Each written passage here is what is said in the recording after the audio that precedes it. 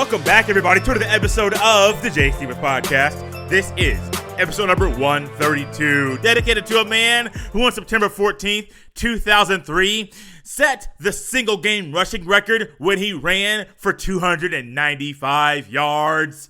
Mr. Jamal Lewis. And as always, thank you for listening and downloading to the episode of the podcast. On today's episode, we talk a little bit about the weekend that we just enjoyed that was full of football. The ACC just proposed something for the college basketball season that makes absolutely no sense. And then I really appreciate Dak Prescott coming forward and talking about the mental health issues that he had during this year.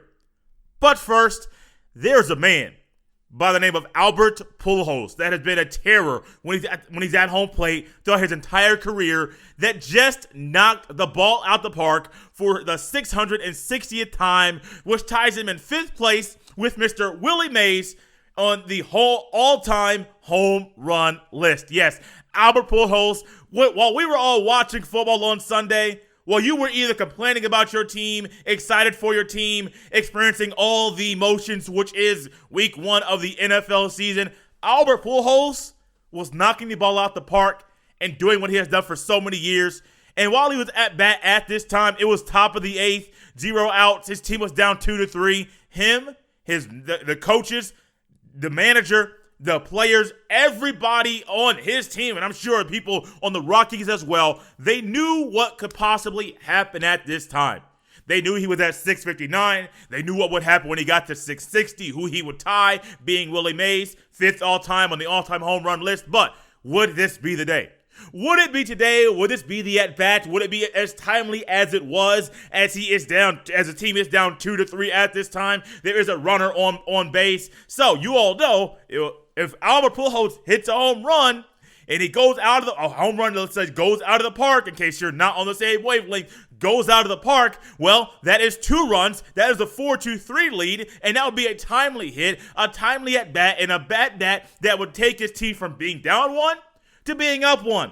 And that is exactly what happened. Like I said, top of the 8th, 0 outs, a runner on base, down 2-3. Albert Pujols knocks the ball out over the left field wall. And man, let me tell you, even though there was no fans in the stands, you could tell that it was excitement, not just from him, but you could feel the excitement from the broadcasters, from the other players on his team. And it was just fun and enjoyable to watch a guy that I grew up watching, that I grew up not really, I liked him as a player.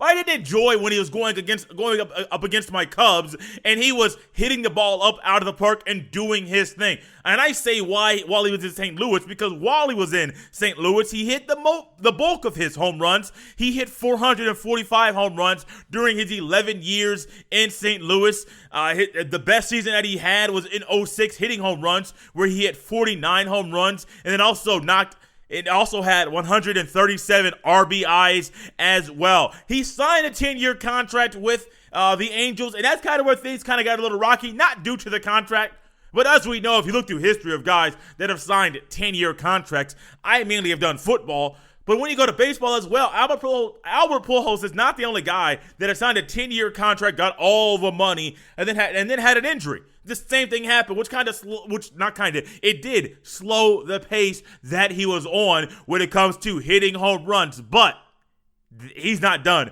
He's not done yet. When I'm looking at the all-time home run list from top to bottom, there's a good shot this man can pass some more all-time greats. Number 1, Barry Bonds has hit 762. Very hard. I don't know if he'll hit that one, but if he does, I would be so happy. Number 2, Hank Aaron, 755. Babe Ruth, 714. Number 4, A-Rod Alex Rodriguez with 696. Then, of course, tied for 5th, Willie Mays and Albert Pujols with 660. There's a good shot. He can pass A-Rod. He can pass Babe Ruth. Will he play long enough to pass Hank Aaron and Barry Bonds? Time will only tell. But, guys, I would love to see that feat take place for Albert Pujols to be the new all-time home run leader. This is what Mr. Bud Black said, the Rockies manager, about Albert Pujols and about how we will possibly remember him down the road. Quote, years from now, when we talk about Hank Aaron, Willie Mays, and you transfer to the next generation, the Mike Smiths, and then into the Jim Thomes, and more of the modern era, Albert will be in the same conversation with the greats, end quote. That is so true. Even though baseball is not as popular as it once was, and the mainstream media does not talk about baseball in the way that they once did. You hear about all the young players in baseball, those that are coming up right now, Fernando Tatis Jr., Bryce Harper, Mike Trout, all these young guys. But let's not forget, there are still guys like Albert Pujols still in the major leagues, still doing their thing, and still hitting the ball out of the park, and are still still reminding people that they are players that we should remember, we should respect, and we should honor. And let's not forget, there's great players that are young, but there are still older players in the league that we should still talk about because they're still doing great things in Major League Baseball. Let's go ahead and take a trip to your couch, or the place that you watch football this weekend, or the multiple places that you watch football this weekend. Go in your mind, imagine the place where you enjoyed or that you watched the most football this weekend. Go there with your drink or your snack or your kids or your boys, whoever you're with. Go there right now in your mind, because guys, we're going to reminisce a little bit about how good and how enjoyable this weekend was.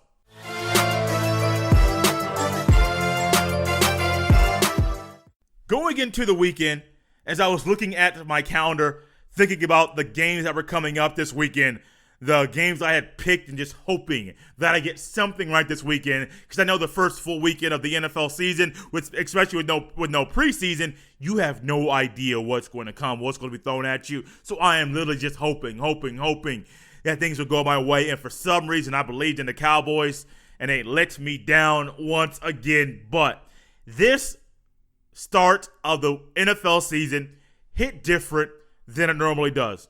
Go back a few months ago, people were saying all kinds of wild things about the NFL for being stubborn and for not postponing the start of the season. They didn't say you couldn't have a season. Well, some people did. But a lot of people were saying, push that thing back. Push it back. Follow the SEC and the other college football conferences. Do what they're doing. Push it back. There's no reason for you to start on time. The NFL's like, hold on. Are you my mama? Are you my daddy? Do you pay these bills? Are you the one signing and negotiating these TV contracts? Are you the one negotiating and helping these players get all the money? So who are you to tell us what to do? Why should we postpone when we can start on time, wait and see what's going to happen, and then alter things as we see fit? Ultimately, they didn't alter things. They didn't need to alter things. And football. I got one thing to say to you.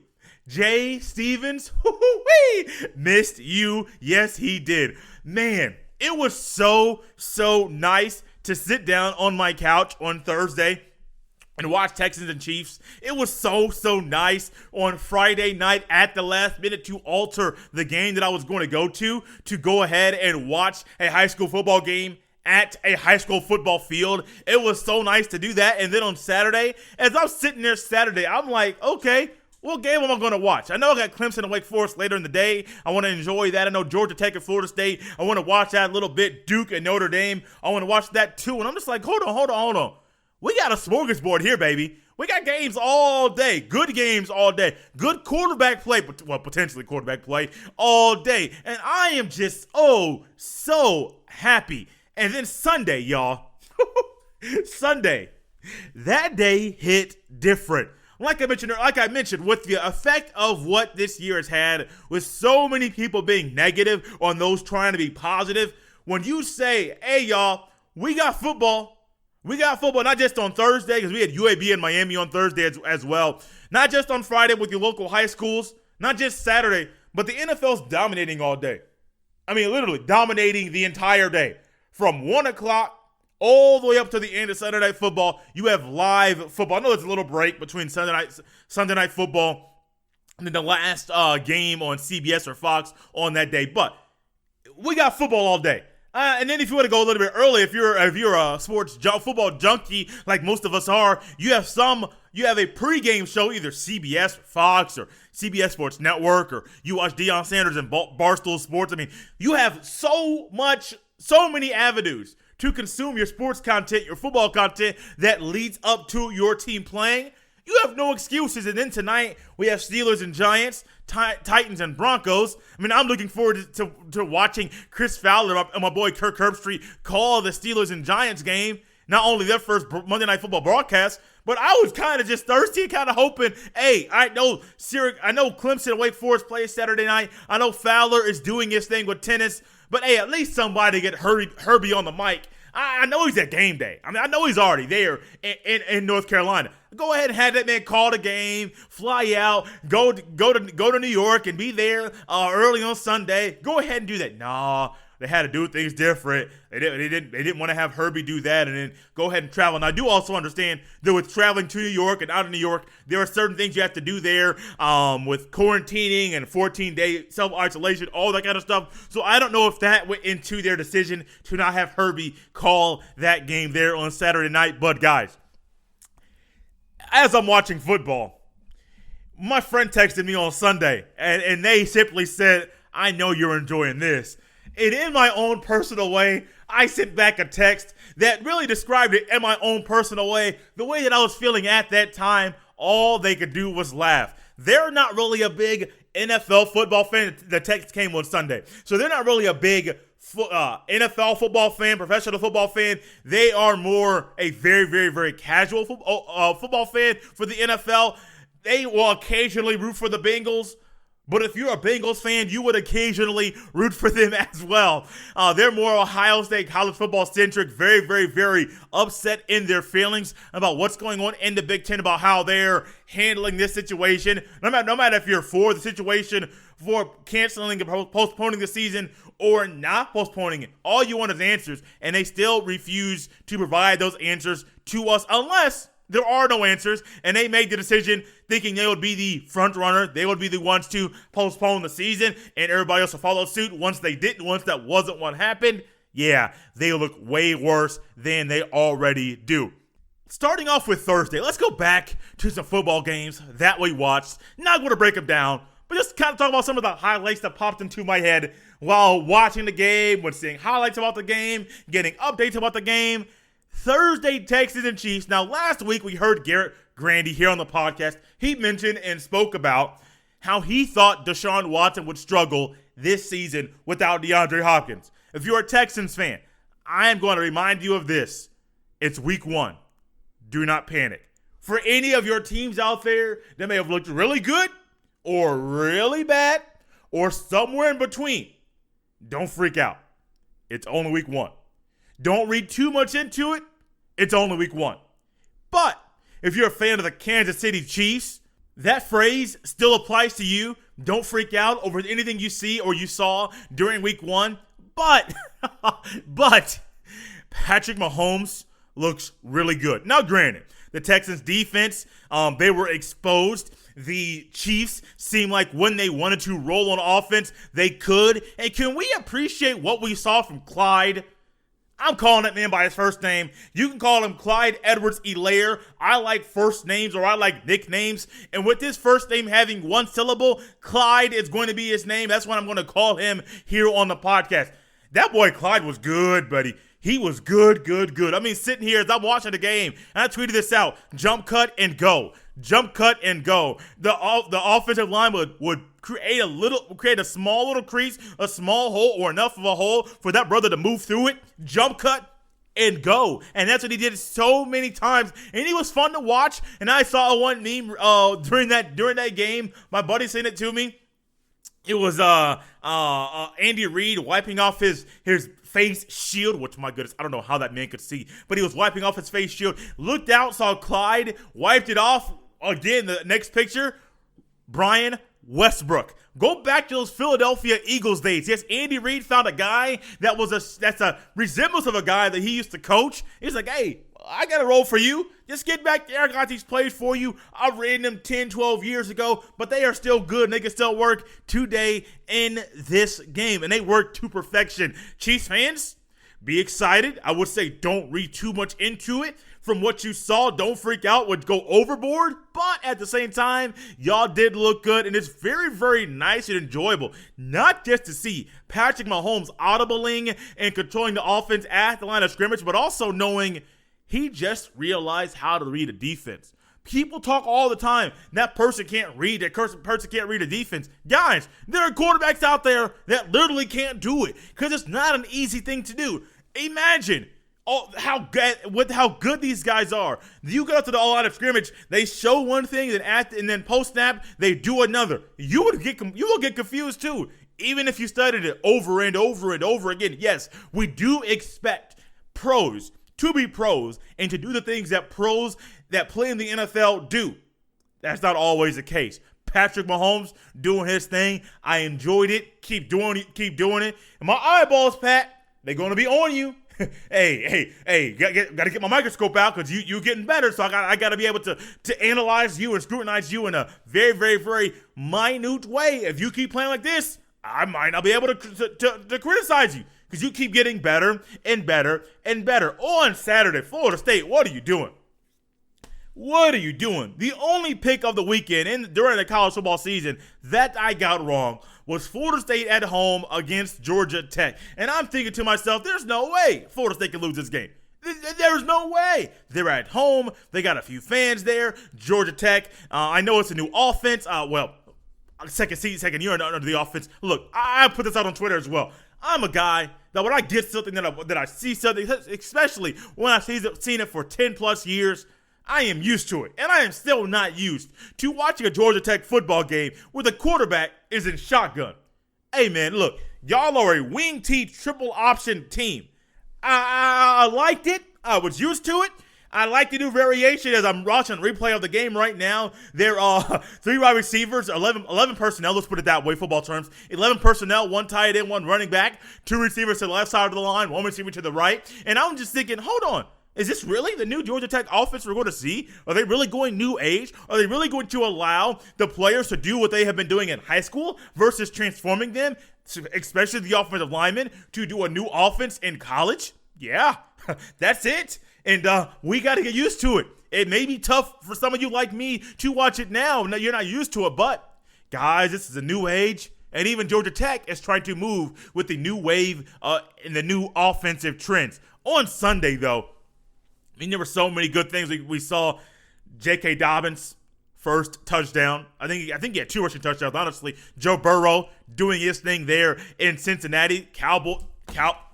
Dallas, man. Look, I'm not even like the biggest supporter, y'all. I mean, Jerry Jones kind of annoys me. America's team, cool, whatever you want to call yourselves. Got the star in the field, whatever. Got Jerry's World, 100,000 strong there at an NFL, whatever you want to say. Look, man. Y'all got too much talent to be losing to the Rams. I'm not saying the Rams are a horrible, embarrassing team, but y'all got too much talent to be losing to the Rams. Way too much talent. Hey, Dak, I understand you get a lot of heat for the things that happen to you and the way you play on the field, but you too good, man. Y'all got too much talent. Way too much talent. Honestly, y'all, just to be honest with you, I was tired Sunday night. So I went to bed a little bit early, believing that the Cowboys would win the game. They would find a way late in the game to win the game. But one thing I forgot to tell myself, they have a new head coach. And when you have a new head coach or a new quarterback week 1 with no preseason, you probably shouldn't pick that team to win the game. But you know what? I didn't put that in my head. I know on Thursday I forgot to release the picks for the weekend, but they did hit Twitter. The Cowboys over the Rams was one of my picks for the weekend. Oh, Jay, you should learn from your own mistakes. You should realize, take your own advice. I went Cowboys over Rams, but they had a new head coach. If I remembered of my own little philosophy, I would not have picked the Cowboys that game. But I did. Got to live with it. Currently, I am sitting at 3-1 for the weekend. Only loss in the NFL. Only loss was the Cowboys to the Rams. I got Steelers over Giants and Broncos over Titans tonight. Giants have a new head coach and, well, Ryan Tannehill. That's all I got to say. I think Drew Lock's going to win this game, going to lead the offense in the right way to win this particular game. So many good things we saw this weekend. So much to be excited about. College football this coming week. I'll tell you the games I want to pick right now.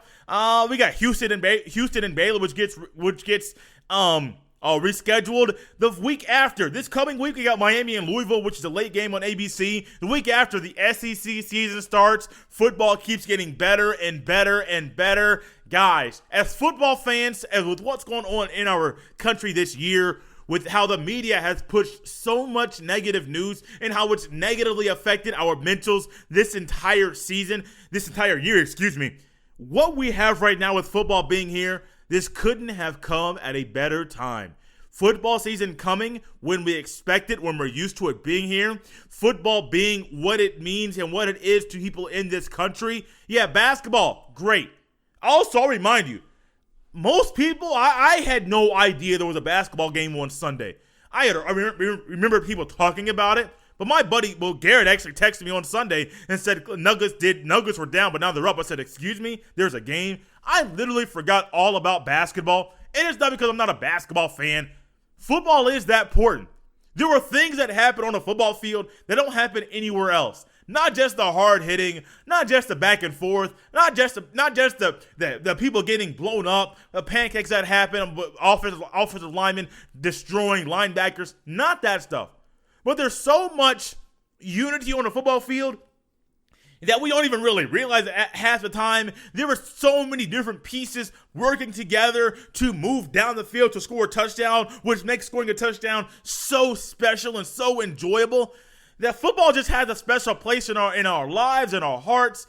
In basketball, man, as much fun as basketball is to watch, when the ratings come out about the game on Sunday, I think the NBA is going to have a rude awakening, because the NBA recently came out and said they're going to have 82 games. They're planning to have 82 games next season to start no sooner than December 25th.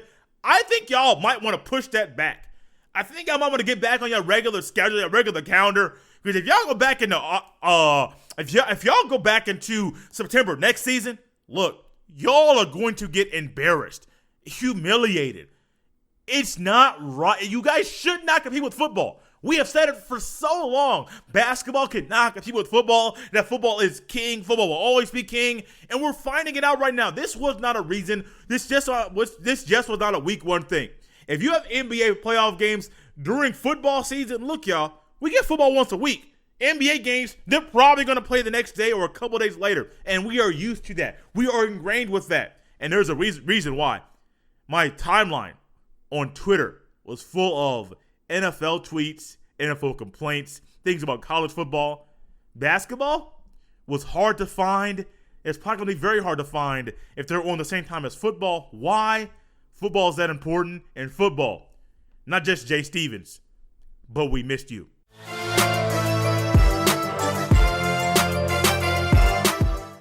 Before we move into talking about the proposal the ACC college basketball coaches put together that they put in front of the NCAA, we have a word from Plutus Sports Analytics.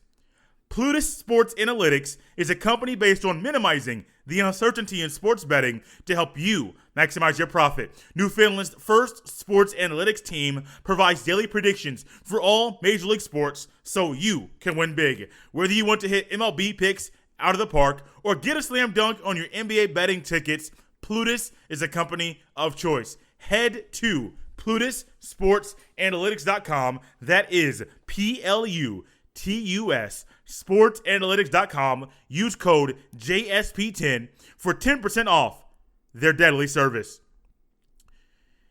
Football season hit different this year, mainly because of the Rona and how things have transpired and how things have happened here in the year 2020.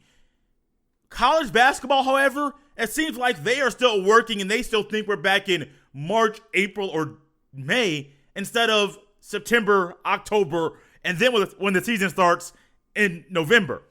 All the news I keep hearing out from college basketball is, we're going to push the season back, or we might not have conference games. We may not have non-conference games, only conference games. And in my head, I am scratching my head and thinking, do you guys watch the same things I watch on TV? Not just in the sports talk that I watch, but a lot of your schools are playing football right now, and they have less people on their team than you do. I mean, a football team has a lot of players coaching staff is big, medical staff is big, equipment staff is big. I mean, you have a lot of people out there. I'm very confused as to why you guys are still working in the past versus working in what's going on right now. I understand you have to prepare for the future, prepare for things to come up.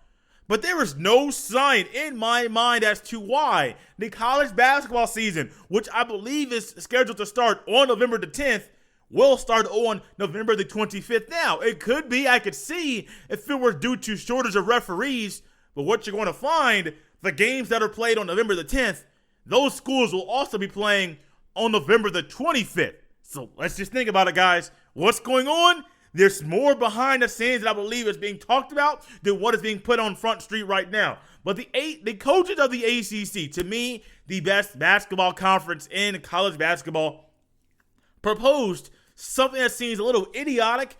And instead of me talking about it and explaining it, how about I read what Chris Mack put on his Twitter page, which every ACC coach put out there on theirs, to talk about what they want to do right now and a change they would love to see for the upcoming NCAA tournament. This next statement comes directly from Chris Mack, the head coach at the University of Louisville, comes from his Twitter page. Quote, "For the last 21 Wednesdays, we as ACC head coaches have been meeting to discuss options for college basketball in 2020-2021. We are united.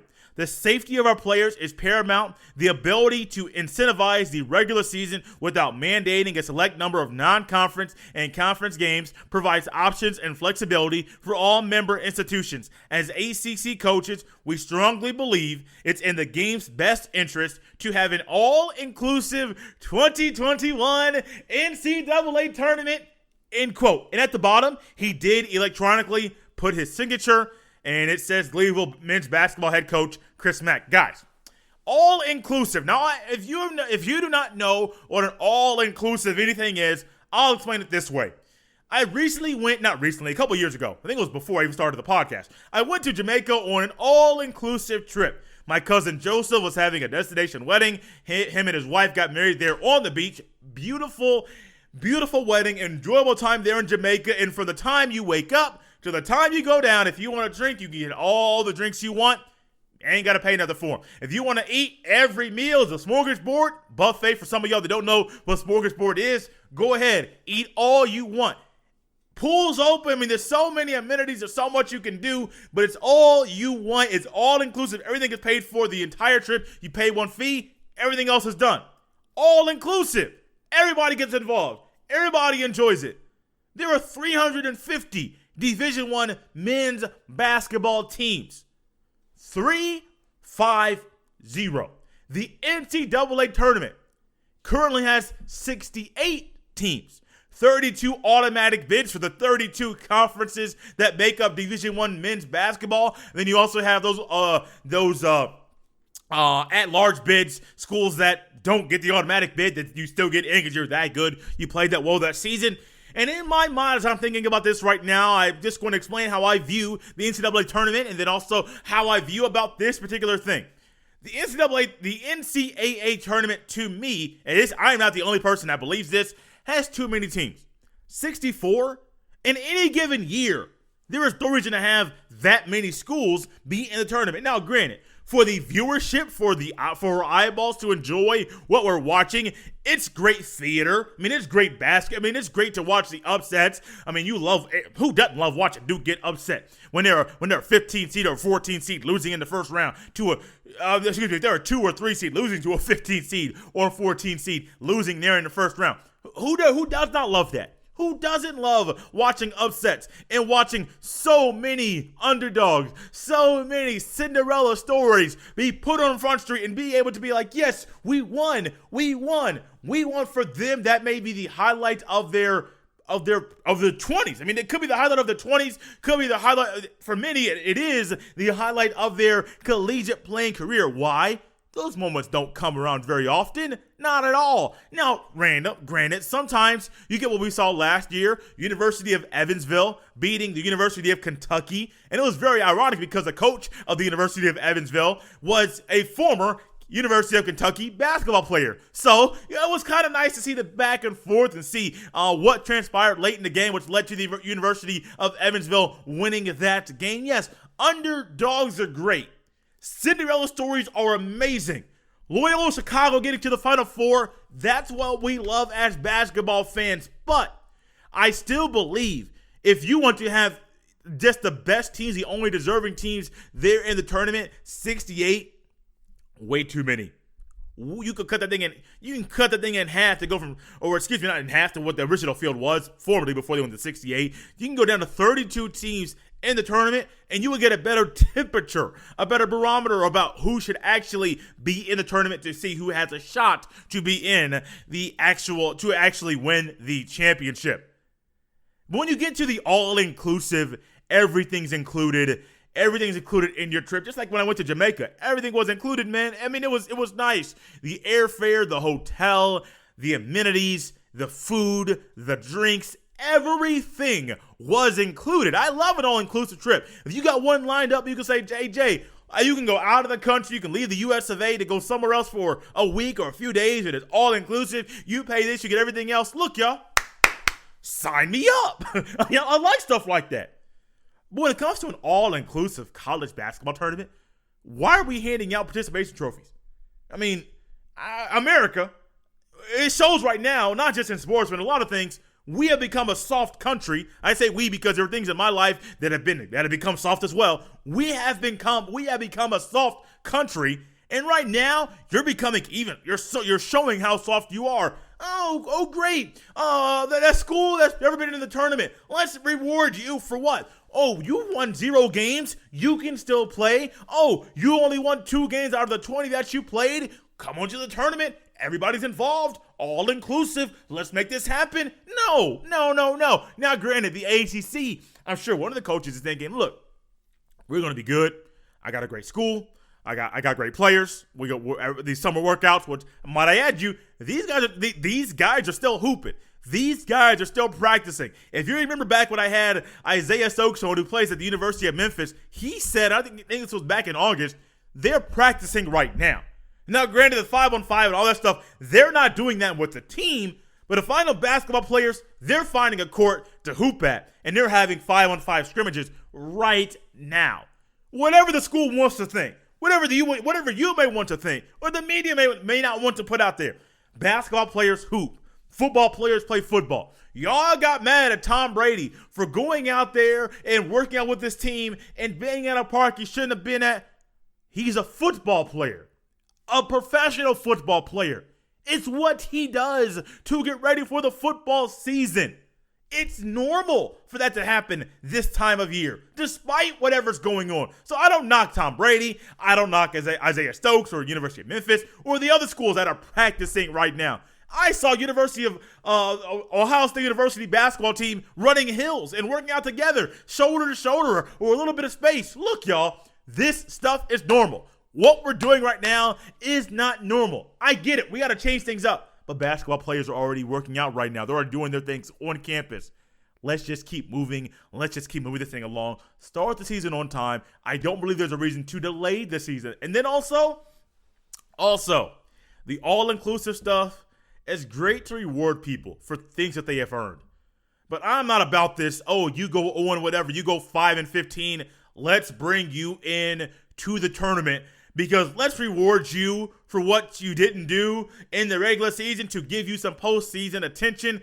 Yeah, you didn't deserve it, but we think because of the year, we're going to bend the rules, we're going to get a little soft and go ahead and bring you in as well. Guys, it sounds good on paper. It sounds good, but in all actuality, when you put it into practice, do those schools really have a shot to win the championship? Are they really one of the best 5 to 10 to 15, maybe even 20 schools in the country? No, they're not. They know it. You know it. The broadcasters know it. People in the media know it. We all know it. They are not. So let's not reward mediocrity. Let's not reward people that can't even win half their games. No, not about that life.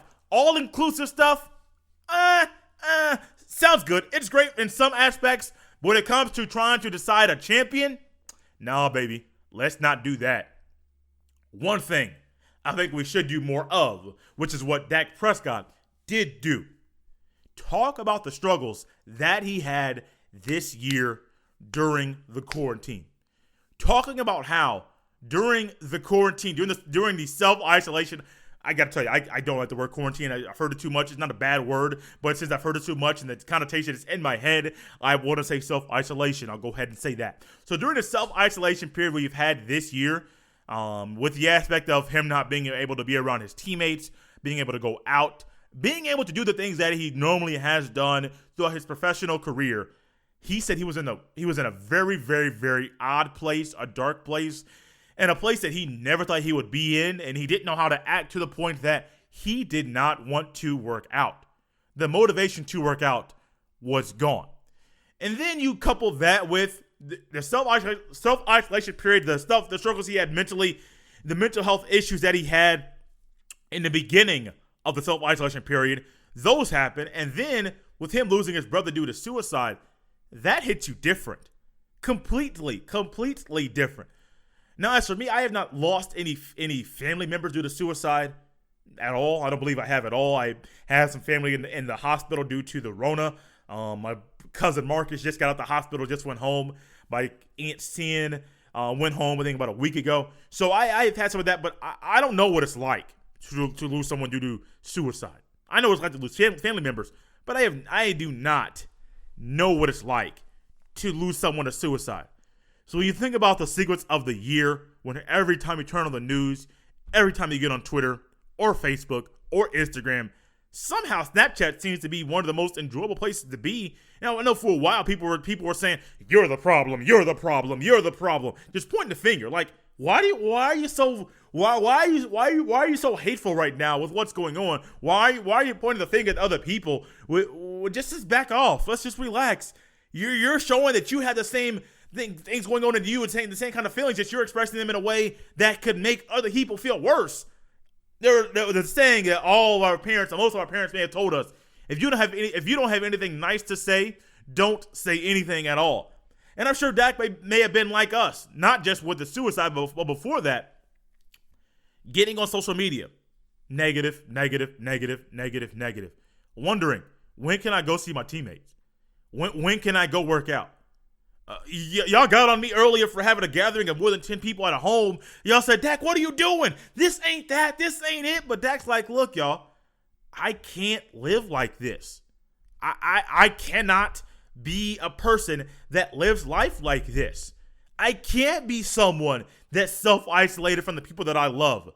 Now, I don't know if that was before or after his brother committed suicide, but I don't think it matters. I think what we lost sight of throughout this entire year was the need and the desire, and really the fact that we need to be around people. We need to interact with people. You tell somebody they can't go to the gym, and that's been their release for the past 20 years. Excuse me? What do you expect them to do? Go crazy. Do things that they don't normally do because they're not used to them. You tell somebody they can't go see their mom or their dad, or their baby gets born, but only one parent can be in the hospital. People have been experiencing so many emotions throughout this entire year.